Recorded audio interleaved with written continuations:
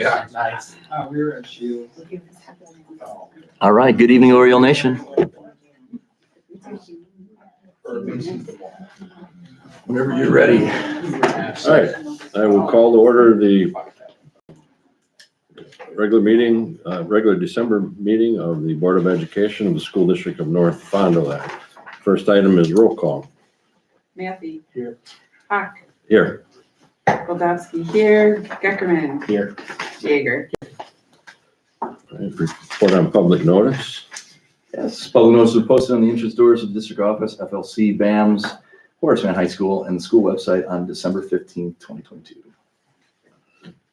Item D, Pledge of Allegiance. I pledge allegiance to the flag of the United States of America and to the republic for which it stands, one nation, under God, indivisible, with liberty and justice for all.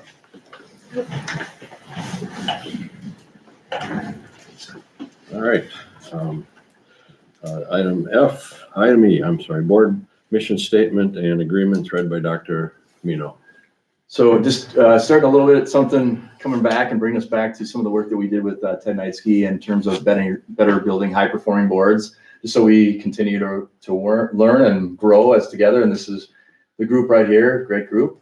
But this is the school board mission for North Fond du Lac. It says we will develop policy that is representative of our community, set goals, and lead our district by collaborating. So some of those major keywords: policy, representative, community, goals, lead, and collaborating within our mission as we do our work tonight.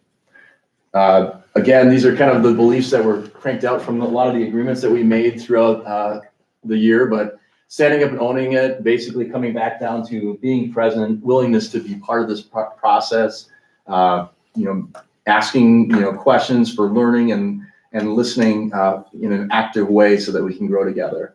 Power of team, together we're better. We can't do this by ourselves. We need to lean in on each other, grow, and we'll become better.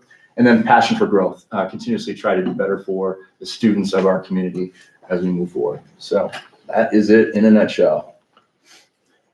All right.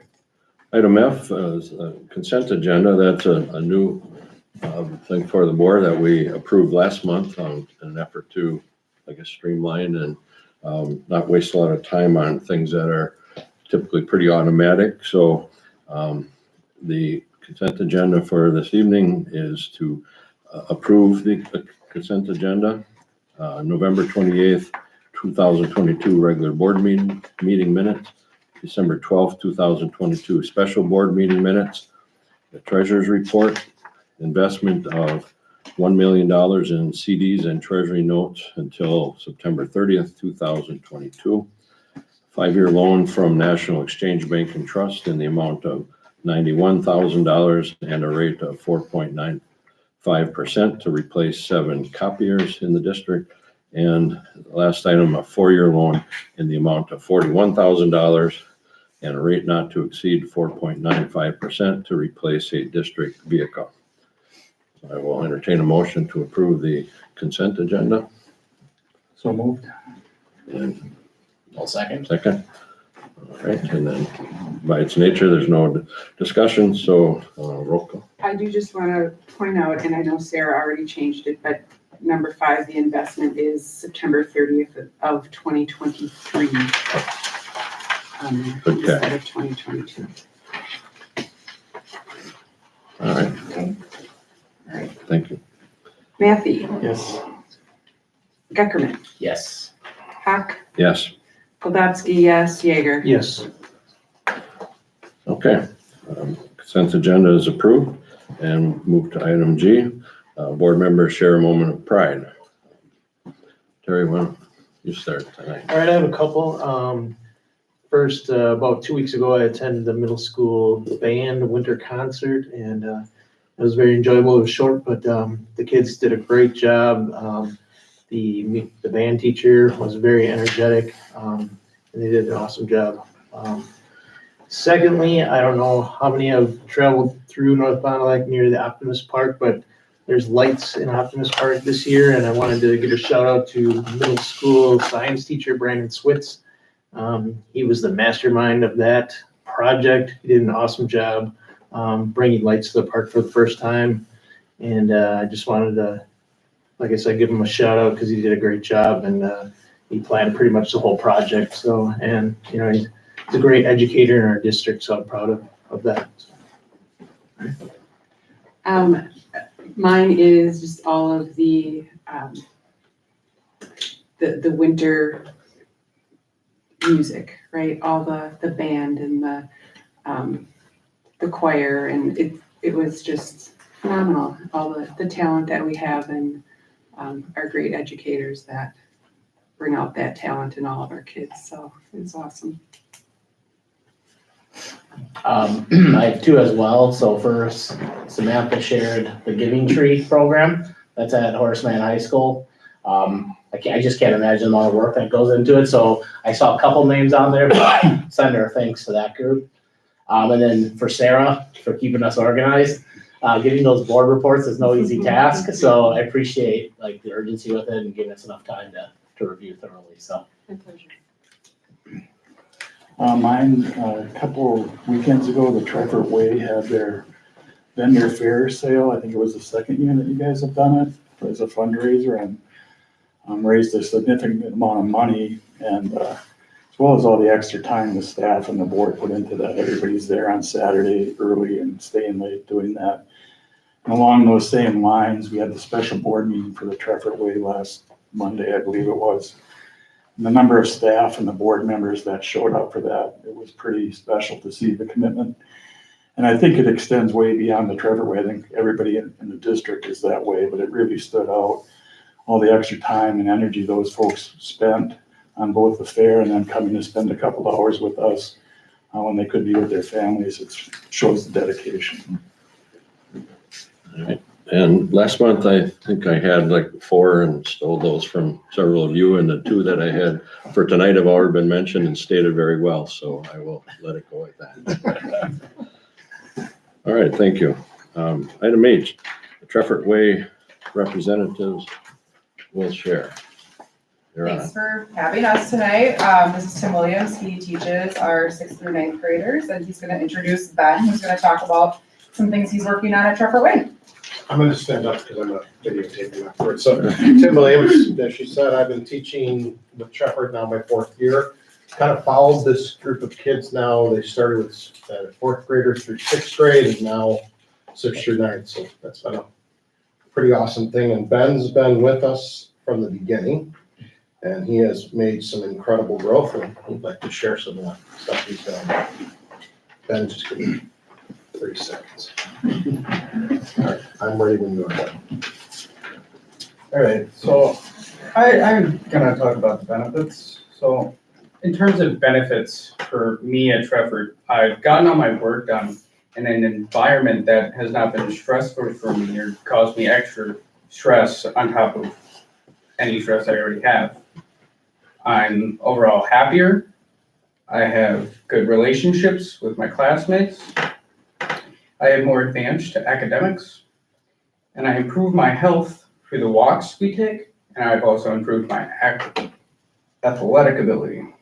So big things and advantages for the school, not only me, is we have the ability to change our schedule to help us in any way possible. So if we need to move something around, we can. The teachers are generally always available to help me if help is needed. Projects are set up in phases that are easier for us to do, but also help us advance more in our class.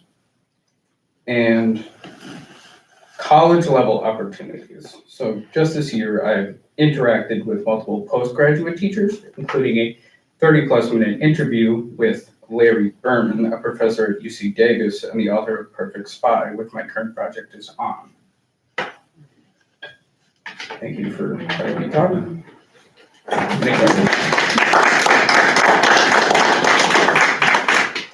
Ben, I want to hear more about your project. It sounds really interesting. What is that on, and what's your subject that you're working through? So right now I am working through a personal history unit, but there are 7 phases and each one you go through and make sure you want to do the project. So the first one is finding the project. It's what you want to do, you make sure you want to do it. You have to go through all of this, and if you can't answer those questions, you pick another project because you're not going to be able to do it. There's phase 2, which you find keywords and make questions. You don't necessarily have to answer them at the moment, but you make questions, and those will help you get through your project process. Phase 3 is setting goals and like how you would present, if you're writing an essay, if you're building something, or writing a paper, a book, anything of that sort. And then 4 is your major research and reading part of it. So generally you're reading through that entire section, but this is when you really read the book, get through articles, and then put all that down. And you go back and answer those questions, and we have what are called DOK, level 1, 2, 3, and 4. So 3 and 4 are your depth of knowledge questions, and you have all the 4 levels, but 3 and 4 are the ones who are like, you go in depth, you make them good questions. 1 and 2 are just ones you can have searched up on Google and stuff. And then you move on to 5. Now, every phase, you have to go through your teacher, you have a meeting with them, and you're logging your time consistently. So you can have a timer going, and you can time yourself and how long it takes you through a phase. And 5 is your production. So if you're writing a book, a paper, essay, whatever, is when you start either writing it, making it, or just building something. You also can do a book report, and it's required to have a book and a hospitalized source. And you can go through doing informational or fiction book report, depending on what your book is. And once you're through that, you're on phase 6, where that's your presentation. So you present, and pretty much after that, it's your assessment phase. We go through our project rubric, and a rubric is you answer it on your own first, and then go through it with your teacher and see how you did on your project. You mostly want to be in the orange, which is the best. Most everyone is probably in the green. So that's our project process. Nice. Thank you for sharing that. Yeah. I'm impressed. It's really Yes. Thank you, you're remarkable. I could have never done what you just did in this grade. I actually got to sit on his interview last week. I was out, I didn't make the Monday night thing because I was stuck in COVID, so I was able to sit through his interview with him that he did online, and that was impressive. It was so cool. He kept this professor engaged for 35 minutes just in questions and stuff, and it was obviously he did so much of the research before speaking to him. It was pretty good stuff. But he's on his 3rd college level text that I brought back with me from a class I took this summer that he's actually doing on his own with these projects, so it's pretty cool. That's great. well done, Pat. Well done. Any other questions for Ben? All right. Very nice. Thank you for being here.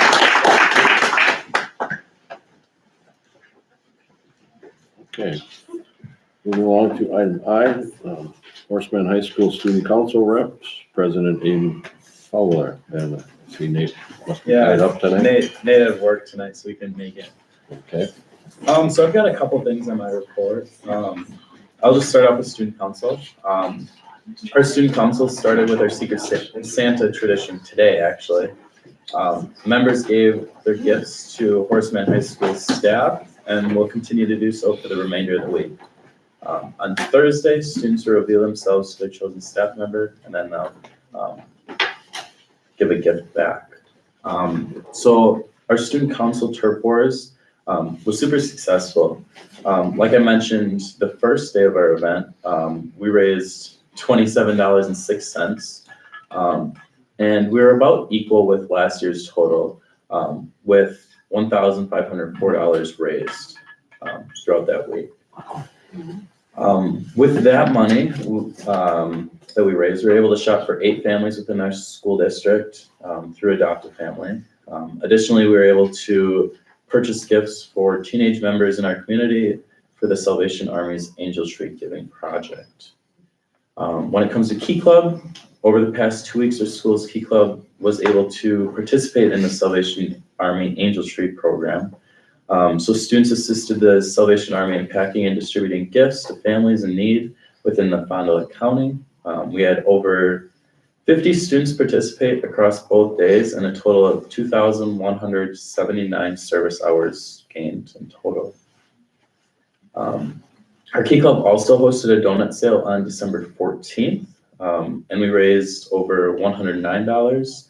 On another note, our National Honor Society and Key Club collaborated on a bake sale where we raised $179. The monies raised from the following events were donated towards Feed My Starving Children, $60.64 for the Salvation Army, $60 in a grocery gift card for our adopted family, and $40 for the Horseman adopted family.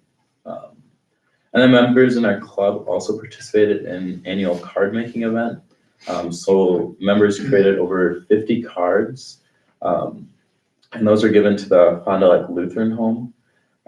We appreciate all the hard work from our members, but specifically in this event because we're able to give to those that don't necessarily have a family to celebrate the holiday season with.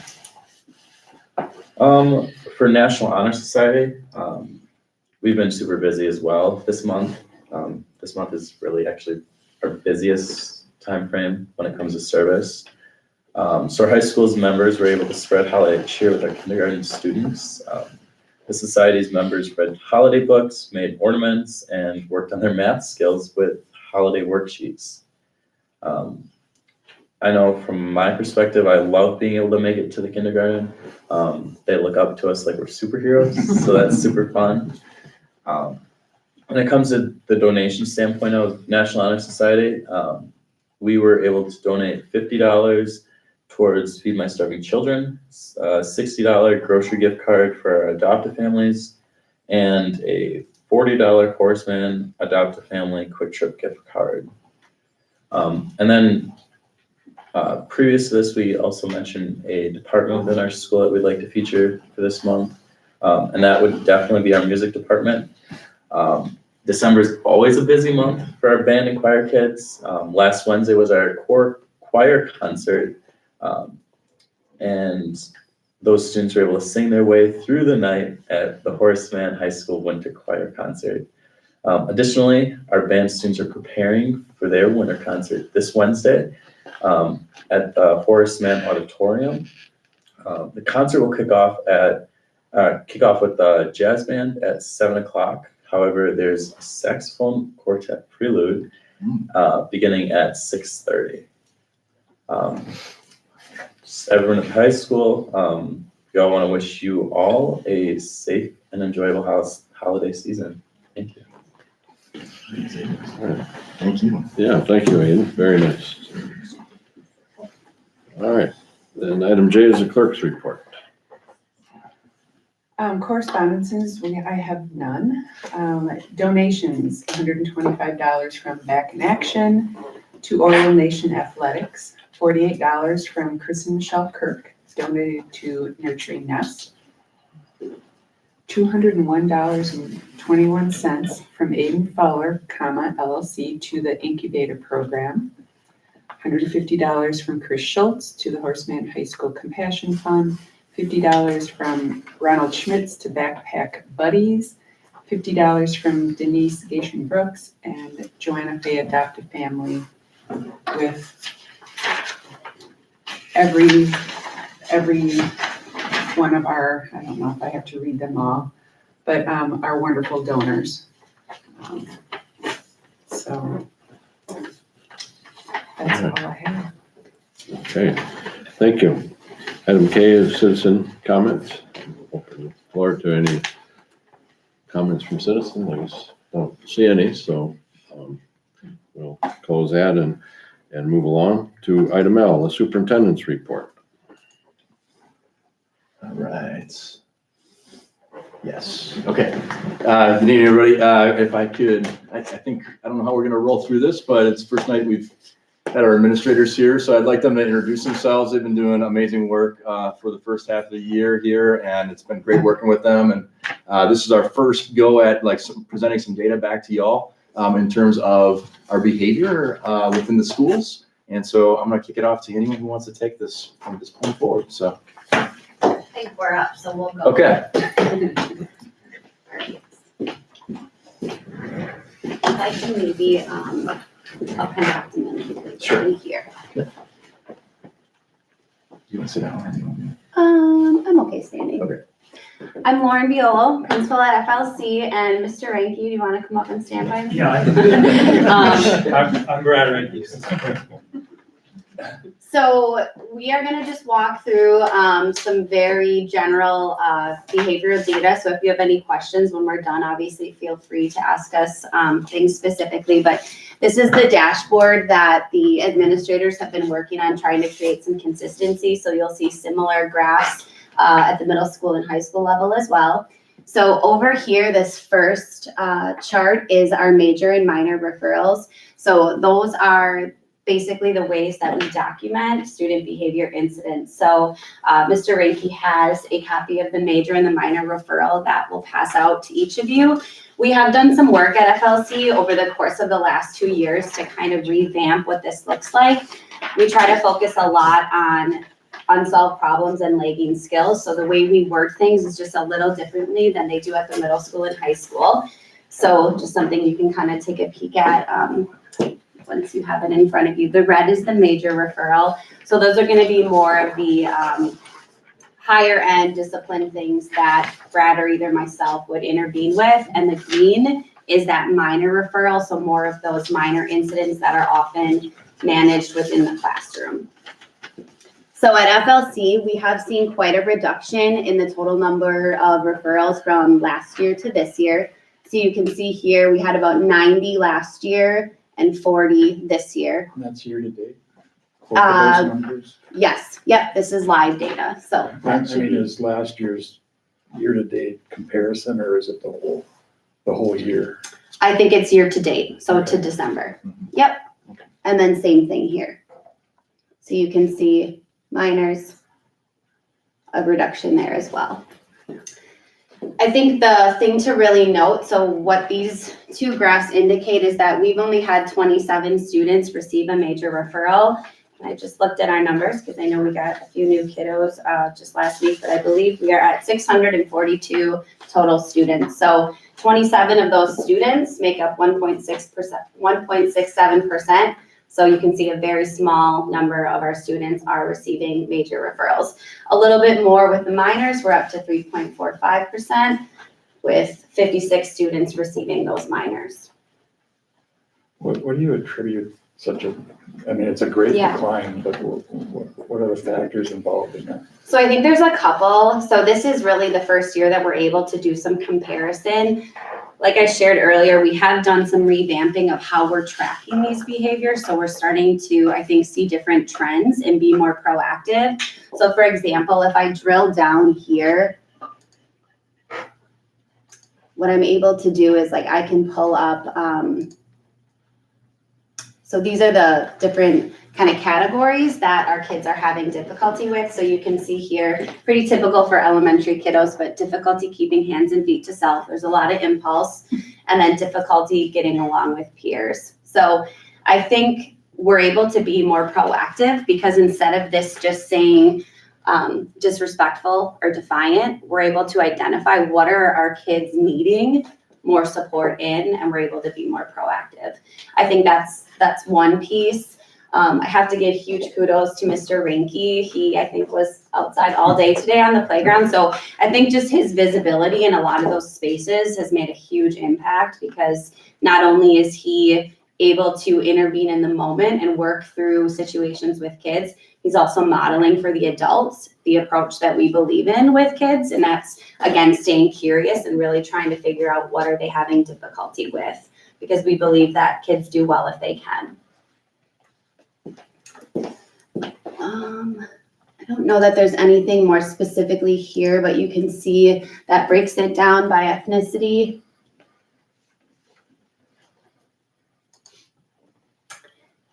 The other piece we wanted to highlight is, this is unique to FLC. We have what we call primary response. So Natalie Rosas, she is primarily responsible for responding to incidents, whether they be in the classroom, out at recess.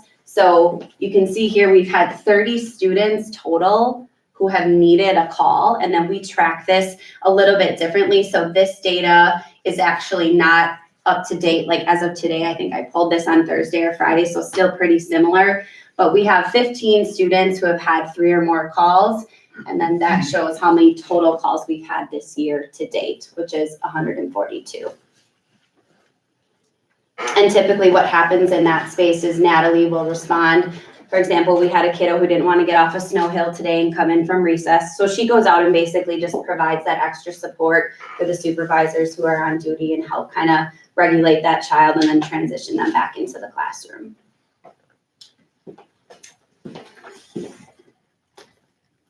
And I think that is it. Any specific questions? Great improvement on the. Yeah, we're excited. I mean, I think we have a lot of great things happening at FLC, and we're really fortunate. We have what we call an SEL team, so I'll share this with you also. That includes Brad and myself, our school psychologist, our school counselor, Judy McHugh, who is our program support teacher, and then Natalie. So we're fortunate to be proactive in this space and do a lot of things that I think help see results on this end. Anything else? Yeah, I mean, that's typically what it is, you know, for us, for me, doing this role before this, you're kind of on your own a little bit, but here it's different. Like with our SEL team, we're all a team. I think that plays a huge part in what we're looking at right now, is that it's not on one person, it's all of us, and not even just our SEL team, it's everybody. You know, it kind of just jumps in and does their part. I think that's the big difference here. Is for me and my role is, you know, I can take care of some of the stuff. I can be out at recess where we know the hands and feet is probably the most difficult. So some of that data kind of reflects that because we're being able to pinpoint some areas that we know are going to be more difficult. Your lunch, your recess, your unstructured times in the morning, sitting out front. You know, those times are important to be visible, and our SEL team is all hands on deck when it comes to that stuff. So I really think that's kind of what that looks like, how that reflects the data right now. Thanks. All right, I'll just pass this out and then we will.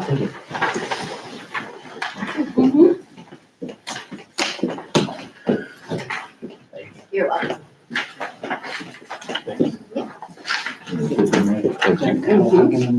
I don't think so. I think you can go to the dash. I think down at AD area, where it says on the side. Right here? Yeah, I think so. Oh, no, down one. There you go. Yeah. You can just try it. So you just have to go on the side there. No, he'll have to log into his dash. Oh, okay. Okay. Unless you shared it with me, but.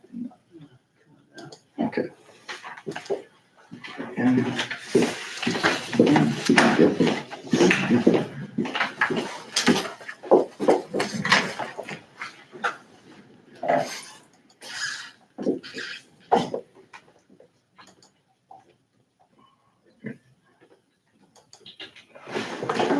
So we'll have to go incognito again.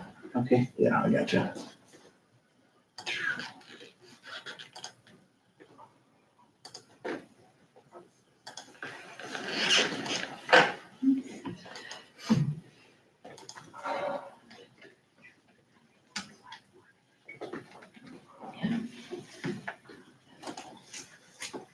Okay, I'll try that again.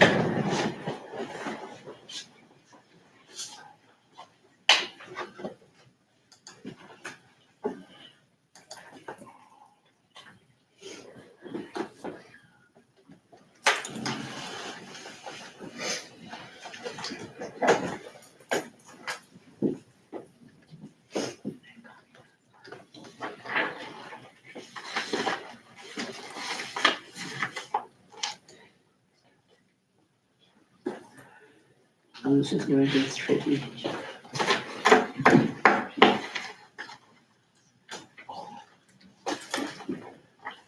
Not bad at all.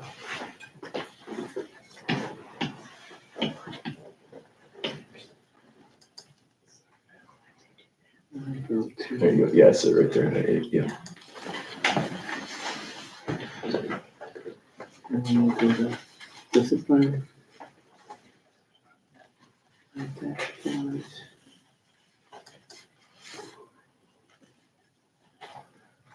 Okay, here you go.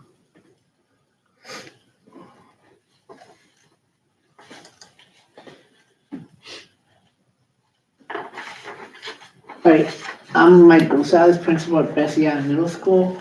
Our discipline data for this year, let me just add some precursors to the discussion.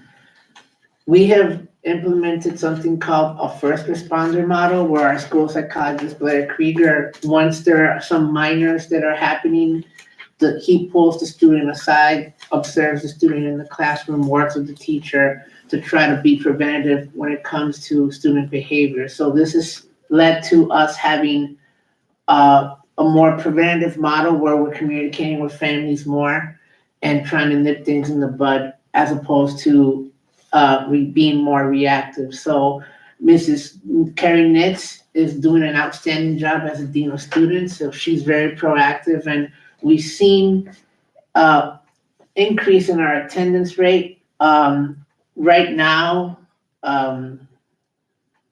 just give me 1 second here. Right now, our attendance rate is at 95.82 or 96%.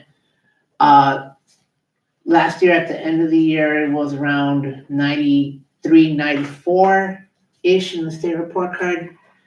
Carrie meets with students every day, every week, every Friday, scheduled, and this has led to us having improved attendance outcomes. And what that means is the full day attendance rate, students that are not considered truant habitually, which is 5 days or more, and students that are not having 10 or more excused absences. So most of our students are attending classes every day and are not considered to be absent. So anyhow, in a nutshell,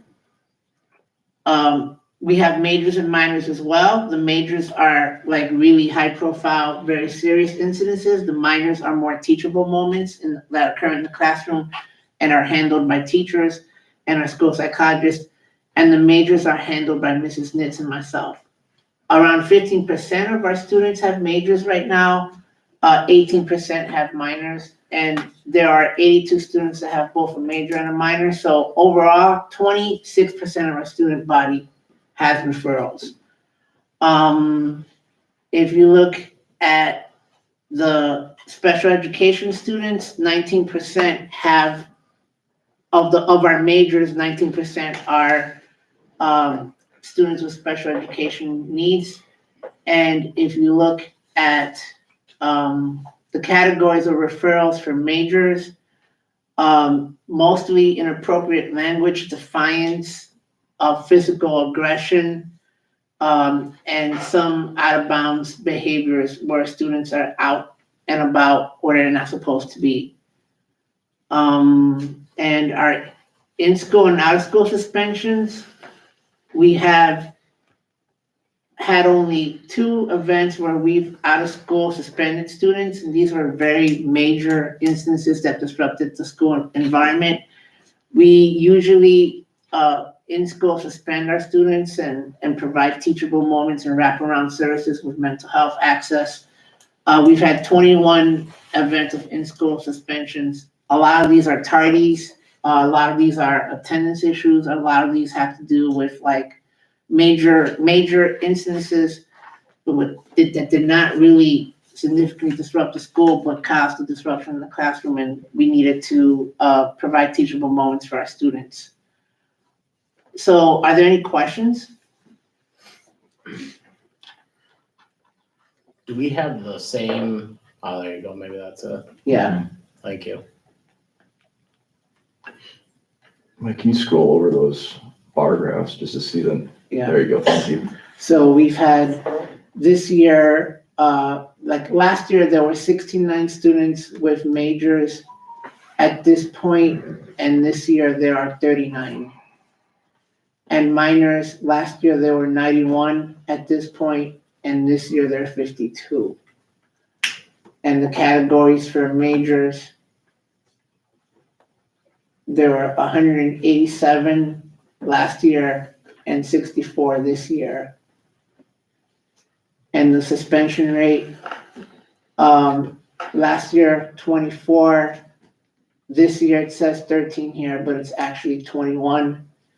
And out of school, last year at this point was 21, and this year 2, which is accurate. What do you do with the kids, or where do they go with the in-school suspensions? There's a high school, there's a room in the office, there are 3 cubicles, and the students are there, and Mrs. Nitt supervises them. We're hoping in the future to create our own space in the middle school and have more of a wraparound services with someone there that can help the whole day, but that's in the future.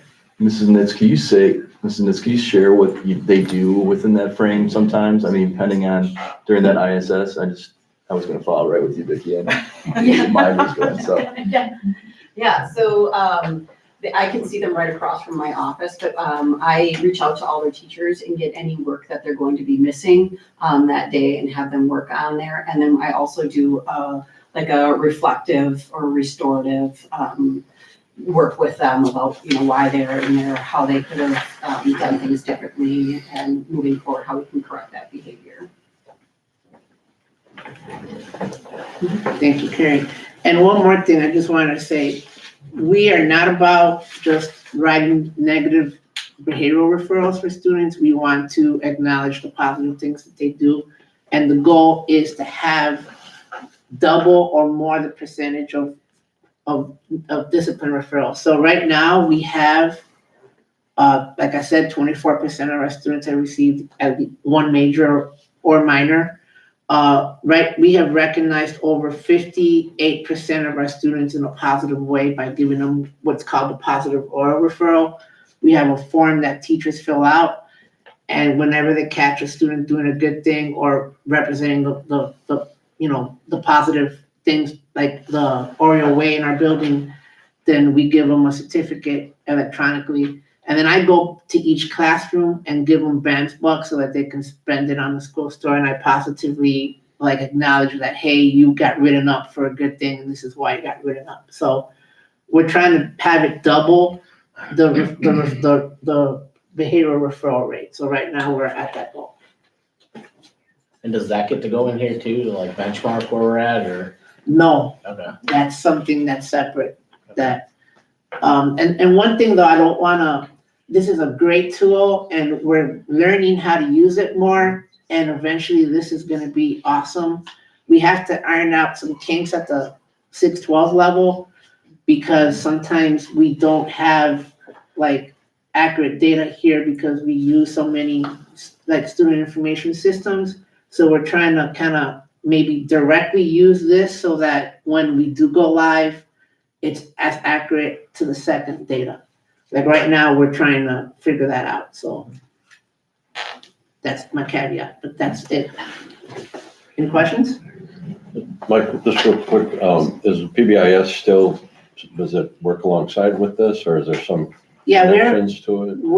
We still are a PBIS school, but we're trying to implement PBIS in the larger scheme where we have a matrix, which we teach student expectations and reward the positive of that. Yes, we do that at a wider level, but when we're trying to look at the students that are not responding positively, like those tier 2 and 3 students, we're working on something called the Ross Green, the CPS model, where we're trying to look at their lagging skills. The elementary does an awesome job with that, so we're trying to just work with our SST team and student support teams to identify tier 2 and 3 students, and then work with our school psychologist and with Kim Broden, our counselor, and kind of just try to figure out what can we do to help you, and having more one-on-one interactions with those students and trying to help them with their lagging skills.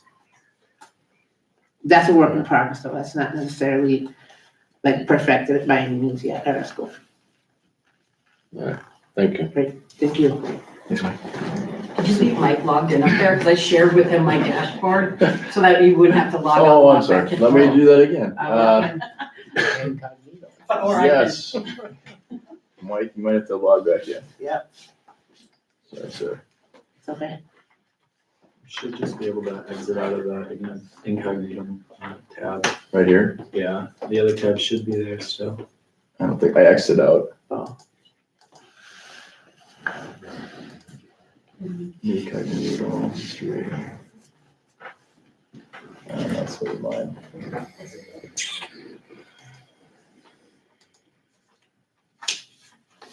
If not, otherwise you could just pull up that form that the report We're that good. Samantha just sent you. Yeah, I emailed you otherwise. We can try this. I have your email. Here, Mike, you can put it in. It's good. I want to see that same board. I speak. All right.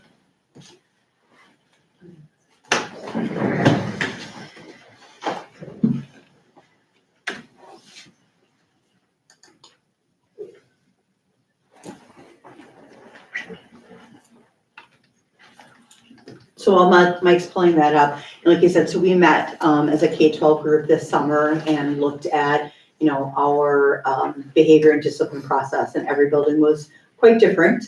And there are some things that should be different based on, the littles compared to high school, but we wanted to really look at the way that we input data. So when Mike talks about different sources, so we use Swiss for our PBIS, or we call it Oriole Way, where we have people document using a Google form, both buildings, for minor, which is teacher handled, or major, which is going to administration. And then of course we have to report certain things in Skyward for state reporting. And then EduClimber kind of houses everything for students. So some talk to each other nice and some don't talk to each other very nice. So trying to look at, because obviously then there's the manual entry piece of adults, and sometimes just making sure all those pieces get inputted right. So a couple of things just to share. So and Kiri shared in our board packet. So high school, we've had a total of 123 behavior referrals in 22-23. 54 of those referrals were considered major behavior referrals where the student was removed from class.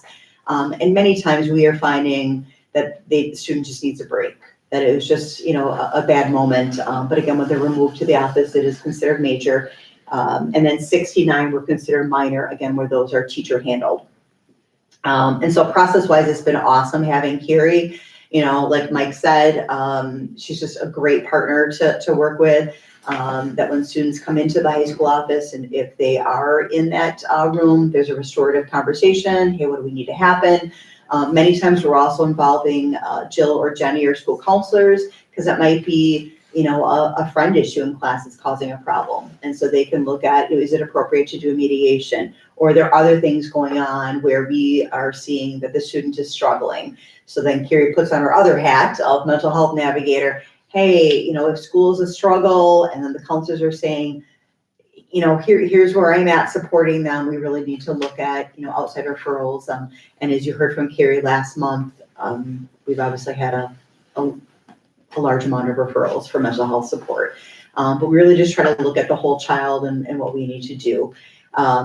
Like Mike mentioned, the CPS model. So what we're trying to do is get that student voice. So when a student is sent to us, if there's a struggle between the student following the teacher's directions or rules, what's going on, what can we restore? I'll use the silly example of when a student comes to class without a pencil, it's not about the pencil.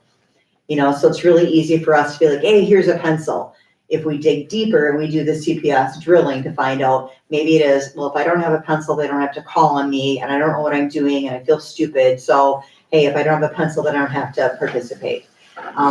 So we're really trying to get to that root cause, those liking skills that a student has. For high school, one of the things that's been a little bit different is really just trying to make sure that we have data. The past couple of years, what I've noticed, and we like to blame COVID for everything, but we as a high school needed to document major and minors. So, when people would say at our staff meetings, hey, I really feel like there's a clothing, problem, or there's a bathroom, misuse problem, we would look at the data and we would say, well, the data is showing us we don't. So what high school is really trying to be focused on is, teachers, please, take the time to document the minors or majors. One of the things, and I shared it with you just a few minutes ago, that we created working with Sam Flood is just, what's the easiest possible document we give staff. So it's a 1-page and it has commonly used resources, our referral form, student concern form, a sub-template, everything possible so they can go to one location and make it easier for them. Because we were finding often that we just need people to fill out the forms and take that time. And we know it's time, but trying to make that. So that's what a little bit of our focus has been. In regards to our majors, what we have on here is, 20, we desegregated it by ethnicity, and then our minors, the same for that, and then category of referrals, our 54 majors fell into 11 categories. Defiance, fighting, inappropriate language, disrespect, disruption, drugs or alcohol, attendance or truancy, destruction of property, out of bounds, tardy, and one incident from our bathroom, which was considered arson. The 69 minors are compiled in 7 categories: tardiness, defiance, inappropriate language, disruption, and other, contact, disrespect, and technology violation. So in total as a school, we've had 11 in-school suspensions and 1 out-of-school suspension. 7 of the in-school suspensions were due to some form of fighting, 3 for drugs or alcohol, and 1 for inappropriate language. And I think, I don't know the accuracy on this, I was just kind of looking at it, like in terms of. That's one of our things trying to work through and meet as a team, is some of the things are not showing up as accurate. And if you noticed, on the first screen, if you click out of there, so part of when we met over the summer about collecting this information, we knew that we needed to get better, like Ms. Freeman said. As you see, we didn't collect data on minors last year, or they weren't entered into this system. There is data on it, but it wasn't entered into any system. And so we're not able to compare on this screen anyways, or in the system, the minors. Are you guys finding it valuable to do those categorizations? Like, I think Lauren said they're finding that fairly valuable to see those categories. You guys finding the same thing? Yes. And it's always been inputted in Swiss under categories because the teacher has to list that. I think it's just awareness for us, again, I mean, we know like every high school we talk to has a tardy problem in the morning. So, that's why we looked at a couple of years ago, changing the time to 8 o'clock. That has reduced our tardies, but just keeping up, practices. One of the things that Curie has done is we've looked at using our Skyward system and working with Karen Hoff to do some of the automated phone calls. We feel like if we have a student who's, late to 3, 4, 5 classes in a day, our dad needs to they can get notified by Skyward, right away. And our hope is that, if a parent gets notified that many times a day, they might help us a little bit more to get their student to class.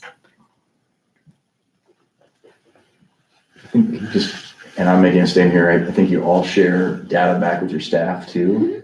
To say, is it the monthly or quarterly? The monthly, just so that they're aware. I mean, sometimes you don't know what you don't know. And when you see some of these pictures, you're like, well, wow, why is that? Or how might we then figure this out in different ways too? So there's a lot of value add when you are sharing that information back with the staff. And that's an important part of this process as well. Right. I mean, you're asking them to do extra work and then they don't see the results of that or the potential of it. Good pushback. Any other questions? All right. Thank you very much. Thank you all very much for coming. And just a side note, it's great to see you guys live. And I want to say that we're going to continue to try to get consistency with Continuum and use EduClimber as we get better at this too as well, but reporting out so you can see similarities in language so that when we come back, in behavior or achievement, you're here, what a major or minor is. Some of those major categories and you can see where we're at last year versus this year, or even last month versus, this month, or how we're going to roll this out to you in a quarterly fashion. So it just gives you a little bit more awareness of what's happening. So, when people saying, oh my gosh, it's burning up in Nfdl, that's not really the truth. When you're looking at 2% or 1%, or, it's a small population of students, and then how do we meet those students where they're at and figure out their stories so we can best help them. So I think everybody used the term lagging skills. It's really identifying the deeper rooted story that can really unlock some of the reasons why the behavior is actually happening. I think I heard Samantha mention they had a K through 12 meeting. And I think it's so important to have the schools work together and be consistent with this data and learn from each other. I think that's the best resource we have with each other here. So I was glad to hear that kind of meeting is taking place. I think we're seeing that a lot with your AMHE, our mental health group, coming together and just starting to have that consistent common language so that it crosses when you're going from FLC to BAMS to Horace Mann, you have that same language, and we're not redoing the wheel every single time we get in that area. And that confusion and that transition is sometimes a very difficult time for people to go from one setting to the next. So You mentioned we'll visit this again quarterly, or? that's what we plan on doing. And again, this is like our first touch with this. We're going to be doing that. We start strategic planning on Wednesday. Yeah. So we'll get some similarities with the achievement data too, and seeing how that's going to roll out. But it might be a combo, or it might be every other, so that you can at least see this data. So we'll get you that way. So That was really helpful, and love to hear more, about behaviors like that are going into it, because not all of us are numbers guys, so. But I like to hear about behaviors, so thank you for taking the time to share. And I think just big thank you to Carrie, because she created, a reflection form for students and, took that time, when they come down that, supporting middle school and high school, she's running all over. I can't wait till you have your own ISS room. But just that reflection form piece, is kudos to her, that it, gets a student, they're not always great, insightful, but, still that effort is there to try to get them to understand, hey, what can I do differently? I think it's finding those platforms and those systems that work, like from the lagging skills and the actual documents you have in front of you to what's happening in the ISS. There's just systems and trying to work out like the why and trying to figure it out and building that relationship and validating where they're coming from, but also saying how can we build and bridge where we need to go. So pretty exciting stuff. All right, Steve, am I good to move on? Yes. Okay, referendum update planning, and let's see if I got this here. File selection. Okay, so I want to show you a little bit of the base of this, and we're still in the beginning phase of this. We've been meeting with Bray, we've been meeting with CD Smith and others to kind of start walking through this process, and we started getting administrators, at least Mike and Samantha, onboarded with some of the work, because mostly the majority of the work is happening at those two buildings. We've also, had conversations with Narissa over at Arts for Kids and ELC. Some of that project is potentially going to be happening this spring and summer, depending on, demolition. If we get bids out fast enough, some of that work could start up this summer, which is exciting for that work. In terms of the other work, this is going to be more forecasted for the 24 spring to that fall, working that through. So this is just a couple different things. The biggest thing when you start to look at any kind of design and working through different things is you have to have an aspiration statement, so you can get people on the same page and that team who's working on this and how to design and really work to understand what is that question that's really driving us. So this is our aspiration statement. Nfdl is committed to create high-performing student-centered community rooted in student agency that drives learning and well-being of each individual. And I just put the operational definition of student agencies on the bottom there, an active process of engagement and authority over your learning. Student agency learning through activities that are meaningful and relevant to learners, driven by their interests with facilitation from teachers. So really, the students driving their learning and owning their learning, and our teachers as the facilitators to make that happen. You kind of heard that a little bit today from Trevor Way, where Ben shared a little bit of that processing and him identifying that process himself and that system, that's where we want to get to overall. These are the guiding principles. It's really important to have framework when you start talking with staff or any kind of players within the frame. And these are just some of the ones that we've started to put fences out there so that we start having these conversations of like, okay, what do we have to have this look like or that look like, or where does this placement have to be? All those things have to reflect, some guiding principles. And here's a few of them that are really important. Number one, be welcoming. We want places where people feel that they're part of it, that they're safe, that they feel like, they're going to grow and they're going to be encouraged through the process. And that's design and interior it can really make that happen depending on how you make that work within the systematic design. As you notice in, I think, the FLC land here, when people come in, you've got that presence, that work going on. I think number two here, supporting dynamic learning and allowing for multiple different learnings to happen from your traditional like stand and deliver to your small group, to your collaboration centers, to thought pockets, to maybe even divergence of multiple courses, working together, or two different classes working together on something similar in that project to really use inquiry-led, conversation and discussion and learning. So creating a space that allows those kind of things to happen, and that comes to step 3 here, the third one, versatility, or the versatile and flexible workspace, so that it's agile. So things aren't just locked to the floor and then you're stuck for the next 40, 50 years. I think, again, if you look at the floor plan here as well, things can be moved around pretty easily. Things are on wheels. It's easily to reorchestrate the learning or reorchestrate the environment so you can get, what you want within that frame to best help the learning for that day or days for that matter. The ability for small and large group instruction and collaboration, so that's, can happen easily and often. Access to technology, so it's easy so that, we've got outlets all over the place if people need to plug in, or, different places or space of how to access if we have our clever touches or other devices that we need, depending on what the technology is at the time. It can be, really flexible within that frame too, so we can continue to change. Natural light. Natural light contributes to about 20% of increase in learning if you do the research. If you don't have natural light, it really kicks that back quite a bit. I'm so excited to be in buildings this year that actually have windows, which is crazy compared to Appleton East, where it's a silo and there are no windows. It was built during the Cold War, and it's a little or more like a bomb shelter. And people are always like, hey, can we get new windows? And the answer was, that's $45 million. So, but here, like, we have some natural light already, but also the building, we need to have that and ways that bring that natural light into our spaces. This next one is rooms that have universal purpose. I think we've got to get over the idea like, okay, this room is only for this, and this is the only way that we're going to make this work. We have to be able to shift, be flexible, move, adapt, adjust, so that we're meeting the students' needs, depending on what we need within that given area. Of course, we're going to have workstations for our teachers and places where they can be, but there might be, some switching and swapping of like rooms based upon those spaces to meet the learning needs within that classroom.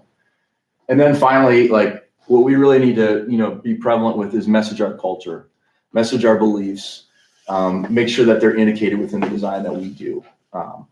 So what I wanted to share with you tonight is these are like the guiding principles, our aspiration statement that really are going to, drive what we do and how we design within those frames. Now, to be honest, we're limited within, the construct that we have, but within those constructs, how do we make sure that we're meeting these areas so that we best create the learning environment for our students for the future? We also got to think, we can't just think for tomorrow or a week from now. We have to think about 100 years from now, because maybe not 100, but 50, so that we're, staying as current and we can be dynamic as possible as we're moving forward. So this is the beginnings. We're going to then, I think I'm going to BAMS this week on Wednesday to talk to the staff a little bit about it. I'm going to work with Samantha to talk to the staff as well, just so that they know some of these guiding principles. We're going to be getting like 2 staff members from every grade level, then to start having conversation. We're going to do tours starting on January 23rd with our staff members, and we're going to go to some various locations, including FLC, to check out some of structures and how they look. So we'll get a good idea of what that looks like, and then start making some decisions in terms of how things are laid out. It's really important though to get people's input. I was talking with Jake Dostalik yesterday and some of the coaches, and I was like, okay, so what does this weight room or what would this space look like for you? And sometimes you think you know what you know, but you don't have any clue until you start talking to the experts who are using that area and that space. And so we really need to work with our staff to actually get the best input so we can create the best designs for those places. Any questions about that? I'm just excited you're getting the input from the staff. I think that was needed and necessary. I'm glad that's going on. The same with the tours. I know when we were doing, well, the other buildings too, but doing Friendship, the tours to 3 or 4 different similar schools with some of the concepts that we had talked about, but to actually have the staff walking through those spaces and going, this is awesome, or this is what we need, really helps the process. Yeah, that see, touch, and feel of the experience versus just, I mean, we've got a slide deck already from, I think, Bray that sent out, like, here are all the schools that have, existing things from the elementary to the middle to the high school level that we'll be sharing out with our staff too, so they can see what does that look like. But until you walk into some of these buildings and the spaces, it's kind of hard to conceptualize what this could feel like. I think the hardest thing is going to be doing is like, okay, we can't have it all, but this is, some of the things. And again, staying within those guiding principles to say, like, this is where we want to be is really the true importance that we have to work through. So, any other questions on that? All right. Holiday concert is, as Aiden pointed out before, it's got 5 to 9 on here, and I'll tell you the reason why this is. And this is another thing we have to continue to work on is like how we communicate and looking at our websites and everything like that. The reason it's 5 to 9, that's the time that auditorium is checked out and like locked in on our schedule block. The starting time, as Aiden indicated already, was 7 with the prelude of the sax choir, right? Prior to that. So just want to make sure you are all aware of that. And if you get a chance to come out and hear some of that holiday music, it sounds like some of you have already been out there. That's great. These are really unique times, and I really enjoy this personally, just being able to go in and sitting in those areas and just stepping away from everything for a little bit and just watching our students and our staff members who are doing an amazing job, and their excitement, their energy, and the passion, and the ability to perform, to get up in front of people. And both nights that I went from the band, middle school band, to the chorus, we had some good crowds. I was like impressed with how many people were coming out and seeing their loved ones and cheering them on. And one quick story, there was I think it was their jazz band was playing the middle school, right, on one of the nights. And this just shows you like our teachers and how good they are. And the student had a solo, and it was an improvised solo. And if you know anything about improvised solos, like, you're just playing in the chord structure. You don't have any notes in front of you. You're just jamming as best as you possibly can. The student gets lost in the middle of it, and the teacher, Sierra, she just says, "Hey, you got this, keep going." And like, he stopped it and got everybody going again, and everything was great, and everyone clapped. And that's the kind of stuff we need to see. Is like, okay, we're all gonna, walk through mistakes in our worlds, and yet learning from those experiences makes you so much stronger, and that confidence and building forward. And we got people supporting and lifting our kids up. That's just super awesome. So definitely get to the concert. Hopefully we'll see you there on Wednesday night. And then future board agenda items. We've got a lot coming up in January. Just so everybody knows, I know Mike Gonzalez has really been working with the calendar committee team, and we're really close to getting that out to everybody. We're going to be sending out a screencast very shortly to our staff just to share, kind of the updates of what the work has been so far. But we'll be sharing that with you all in the January world. The associate pay increase scale for special education professionals, supervisor support, instructional academic support, and custodial maintenance. And what we're talking about there is we've got certain categories of people right now, and with our the CPI the way it is, with 8%, and we're losing people. We're losing people in those areas and those spots right now because of our comparables with other school districts in terms of like maintaining and holding on to those. So we're gonna have some recommendations in terms of those areas to hopefully secure and maintain some of the people within our arena, and we'll share a lot more about that at the January board meeting. All right. Okay, then moving to new business. Number one is to discuss and consider policy edits, deletions, additions, if necessary. So the committee, prior to tonight's meeting, we went through a series of different policies from the base of, we work with Neolo, who is a company that works with state, federal legislation, as well as like law firms and our country's federal law to determine like that we're in compliance with any kind of policy that's changing or adapting. And it can be anything. That company, what they do is they look at our policies within our board and they align that with other policies across the country with other boards, but also making sure that we're using the right language, that we're even checking for periods in the right spot and grammatical and all this, and the statutes being up to what it should be. And so when we look at all of those things, we have like, there's a series of technical things that are simple, like word changes that we have to review. That's really pretty quick, to some things that require a little bit more conversation and discussion, but at least just awareness, like, do we want to add this or do we want to take this out? And that's what our committee does here as the board, are part of those committees to make sure that we're making the best move with our policy in that terms. So Steve, I'm asking for you a little bit more is like, how much more do we discuss here at this meeting, or is it what we walk through we're at, or what we need to share out in terms of the board? Because this is really the first reading of this and how we have to go any further with it at this point. Well, I think first of all, you can report on as to how the meeting went prior. The agenda item doesn't specifically say first reading. I don't know if that's a problem or not, but okay. And just for the record, it has to be on two different agendas for the second reading then. So, I guess for now, I would say if you want to talk about some of the things that you're looking at the meeting, sure, that would be fine. So, and please feel free to walk into this. I guess the big stuff that, just walking through, we had everything from arenas of just, again, short ads to things that, might take a little bit more time. I'm just going to look at if I can find my handbook here. All right.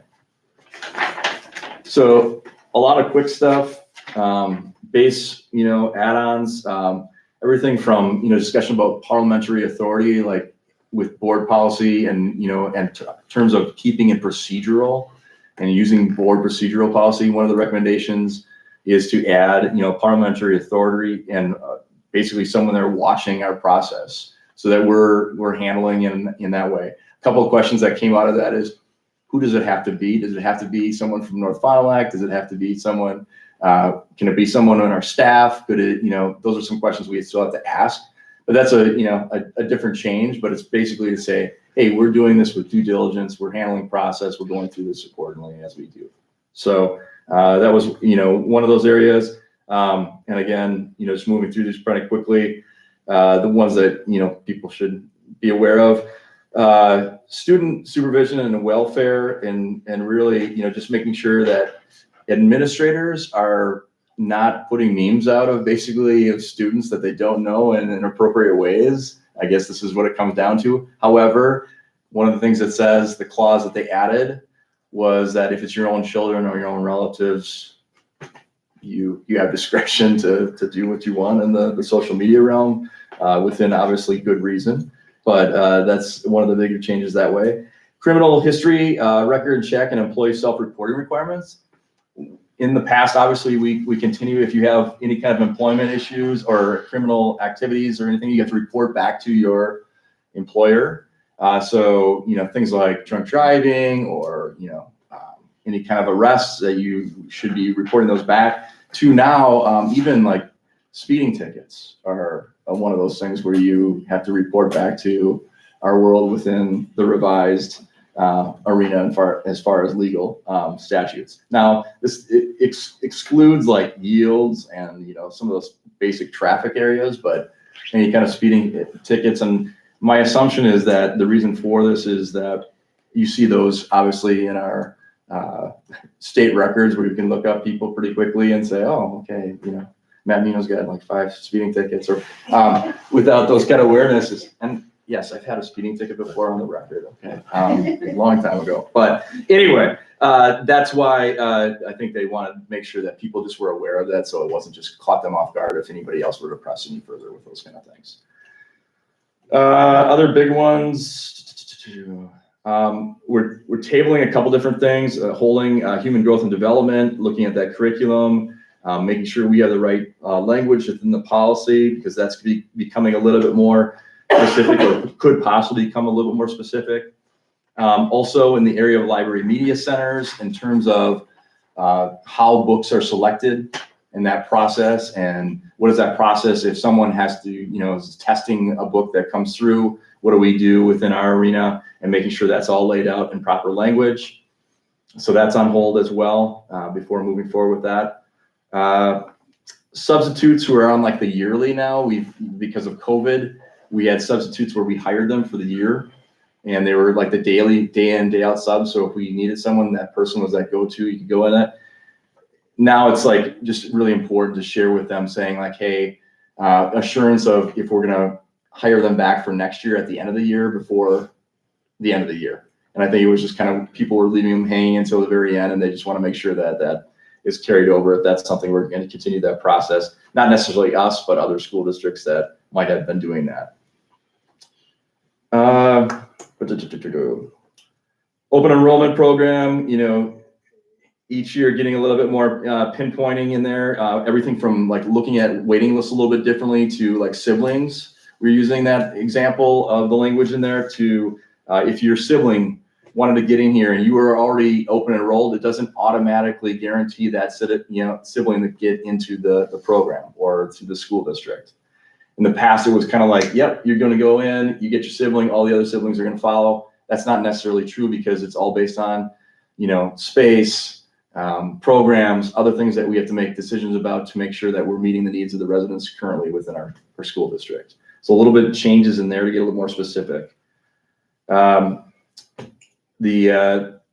sudden cardiac arrest information that has been added to law in 2021.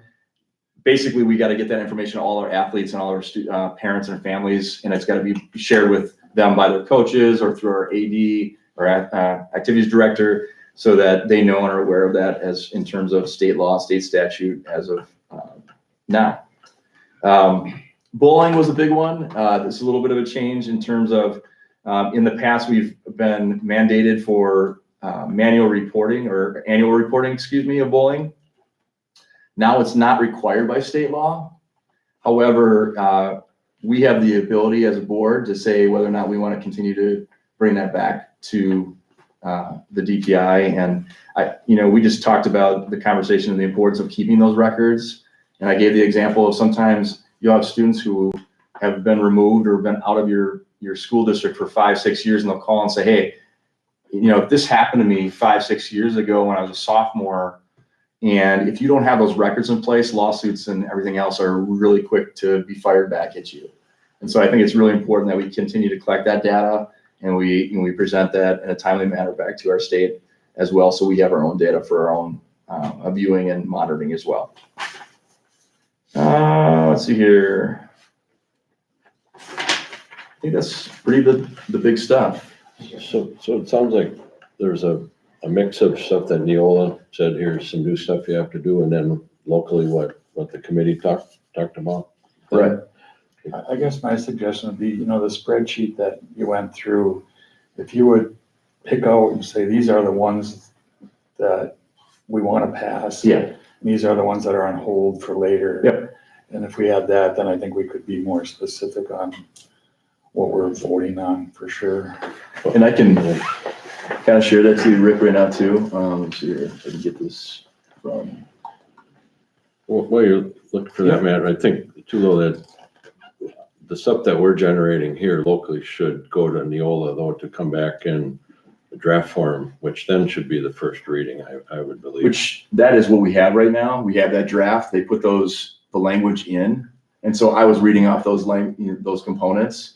And so the stuff that we're really looking at right now is in terms of like passing, parliamentary authority, student supervision, the history record as far as the non-moving moving violations to now any moving violation. The services for bilingual students and EL learners, basically just staying in statute with the law of the state as well as federal. We're holding on the human growth and development. We really want to pass the independent education evaluation system in terms of, this is all in terms of IEPs. And if someone says like, well, after that evaluation, this is not something I want and I want to get a second opinion, and they go outside, we have to pay for a portion of that, but it can't exceed a certain amount. That's basically what this policy is saying. You can't exceed a certain amount within this. You can't go charge hundreds of thousands of dollars and then ask the district to pay for it because it didn't hit to your liking in that term. So another one that should pass, that was just base revisions of what they were doing. Library media centers is on hold. School performance and state accountability report card just reflects statutory language, updating it based on Neola. Substitutes, again, based on Neola stuff. Letter of reasonable assurance, basically saying if you've done your year here, we're going to make sure that if we're going to continue that program, we'll let you know. Benefits, COBRA rights are continuing for professionals. Open enrollment, again, civilly not guaranteed. This is just all the revisions that Neola put through. Student accidents, the sudden cardiac arrest, student accidents in that area. That's all the information that we're going to continue to move forward because that's state statute. Bullying, same thing. We just have to decide whether or not we want to put it as policy in terms of our world here, saying let's keep it in the annual. Video and surveillance, same thing. District has a plan to meet the needs of all, and this goes into the footage. Should not be removed from a school official's custody except as required by the law upon request from law enforcement. So if an insurance agent said, hey, I want to see this because this traffic accident, you don't have to give it to them. And you have to really be considering those kind of things if those were happening in your parking lot or wherever. That's just one example. But maintaining that, if you've got footage that's going to be a case, we want to record that so that we have it for the long haul, because we can only hold on to things for now a month on our systems. Notification of education opportunities. This is again statutes under class 1 updates. So that's just a quick revision. Protection of district funds, same thing in the bonds area. Just again, revisions to what we do with the bonds and insurance policy. So we're meeting those needs. And I think that's about it. The big things that we have to continue to work on is a wellness program. That's something that was left, and we have to, keep working on what that looks like. So in terms of what our food looks like, educational programs, I know we've got wellness programs and a committee, but just what does that look like in a little bit more in depth with Bridget and the wellness committee, working through that a little bit more, and we'll be talking about that as we move forward. And then the school-sponsored student productions is all about freedom of speech and how much speech students have within newspapers or digital messaging, or putting together projects that will go on like Oriole TV or whatnot like that, and where does that stand? So those are things that are on hold that we have to work through as a committee and keep working through. But the rest of those are all reviewed by them, other than the 2 on hold from the human growth and then the library media. Didn't that one though with the if they're referred out, isn't there a dollar amount on that we have to find out or not? Or is that? Good question. Yeah, we do need to look at that. So that would be the one pause in that one. That was the IEP related. So if you're going to go out to that, yeah, we'll ask about that breakdown.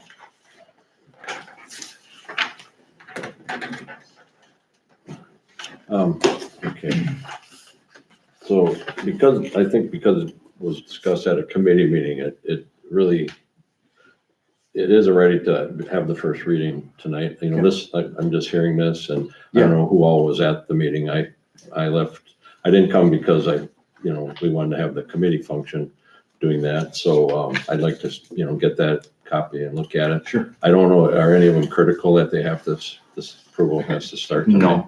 No. So I think for our next meeting, then we could do the first reading and be able to discuss further. And maybe there would be some updates on some of the things you're holding, and then get some of those questions answered. Mm-hmm.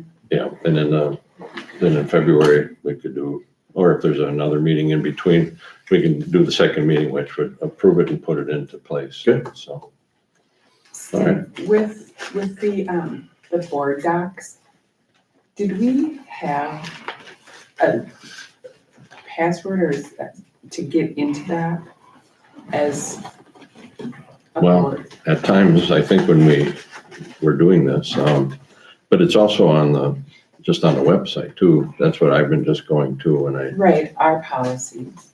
yeah. If you have the password version, you can see the drafts that they're working on before they pass, so you can. Have they had access to Sure. that in the past, Yeah, Sarah? Okay, Yeah, so we just need to get access for them for I the, remember getting emails giving a password, but, and then, so, no, but just get into the system and calling and letting you all know what that username/password could be. I mean, it would be good to, if we do have that and to have access, then to know, and I don't know, maybe it says these are the ones that we're gonna review, but I mean, so It we does. know, okay. Yeah. So then It's it'll got be it all right there. right in there. We got a question. Yeah. sure. So weird. So I know my Nfdl, voting member, I'm just here.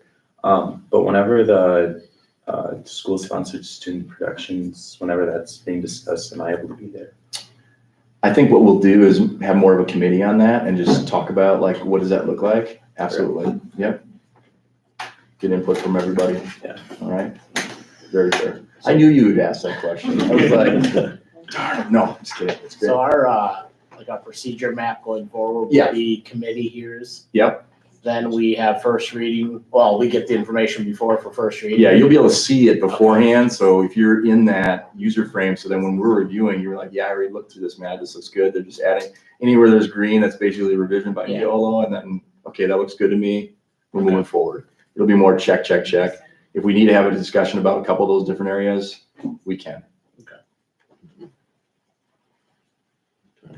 So there should be 2 readings then before we vote on it. That's right, I think according to like process in terms of, If we have a No. question, like after, once That's the okay. committee meets, we get the information, because I'm not on the committee. Would we then send you questions if we want, so that they get answered for that first reading, or send it to the committee? I think to Matt, that would be the, Sorry, okay, yeah, and then I'll, okay. yeah. yeah, and that can be put in the packet for the meeting Okay. for the first. And we vote at the meeting of this second reading, so it's just committee at first and second. I just hate to have like questions at the first meeting and then. Yeah. Or if the answer comes and we can't discuss, then we can't vote the second meeting, we're probably gonna delay possibly, you know? I'd like to be able to answer, get questions on it so we can discuss the first meeting. So Sure. that we're aligned going into that second vote. Mhm. Okay. Anything else? I just have one other quick thing. Sarah, during the meeting, the lights kind of reflected on your finger there a few times, and I wondered, is there anything going on in that regard? Or- Yeah. Yeah. I don't mean to single you out. I kind of shouldn't have done that, but congratulations. Thank you. All right, I'll entertain a motion to adjourn. Second, Roll call. Matthew, Yes. Oldowski, yes, Jaeger, Yes. Geckerman, Yes. Hack. Yes. Meeting adjourned. Thank you, everybody. Oh, I did too, that's okay. Steve, I have a question. Good night, In regards the policy, so when I looked back at last